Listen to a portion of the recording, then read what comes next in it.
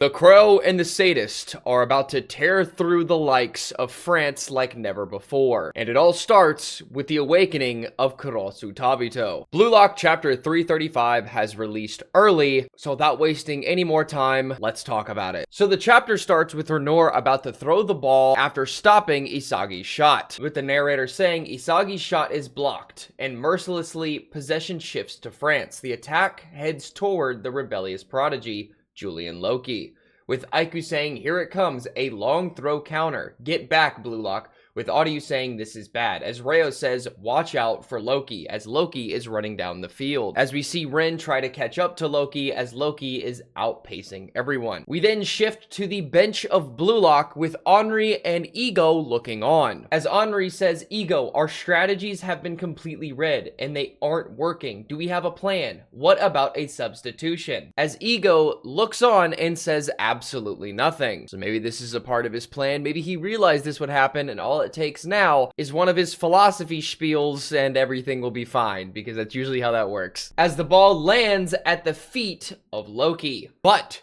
just then, none other than Chigiri says, "Wait up, you speed demon," as he speeds past the likes of Rin and Hiori without a second's hesitation, catching up to Loki in no time. As Chigiri says in the next page, trying to lock down Loki, "I won't let you do as you please." As Chigiri internally says, he's not just fast, his contact play is strong too. So finally, Loki versus Chigiri, the one thing everyone wanted to see for the longest time, is actually happening. Even though it was slight, still happened. All Loki needs to do is take out that knee and, well, all's well that ends terribly. But just then, in the next page, none other than Karasu gets the ball away from Loki, with him saying extraction, as Loki is surprised that this is the case, with Chigiri saying, "Good job, Karasu," as Karasu says, "Nice one, princess." The ball no longer in possession of France, but now in the possession of Karasu, who has now awakened. Narrative bum Loki can't do anything, so sorry, got the ball, couldn't act. So in the next page, with Karasu having the ball, he says,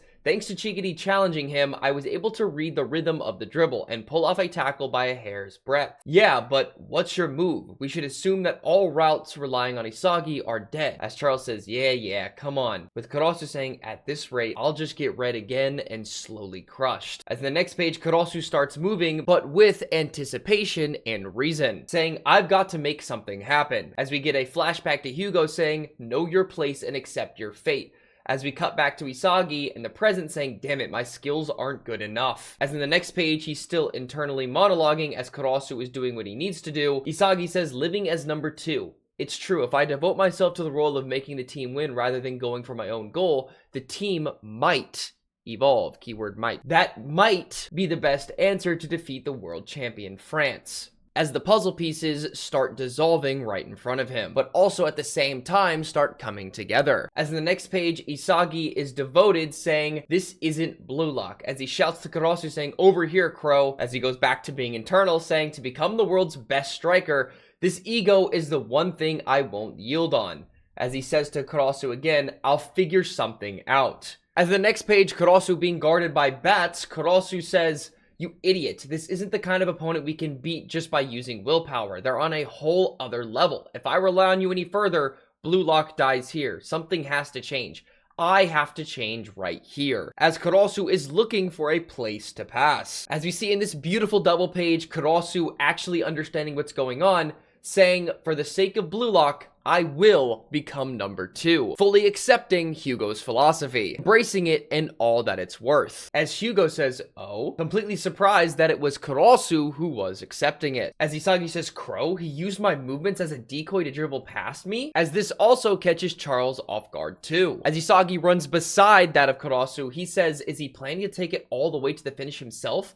Wait, we haven't even practiced that pattern. What is he aiming for?" With Charles saying, "Huh?" The vibe shifted Karasu. With Renor, the goalie, saying, "Watch out for the shot. Here it comes again."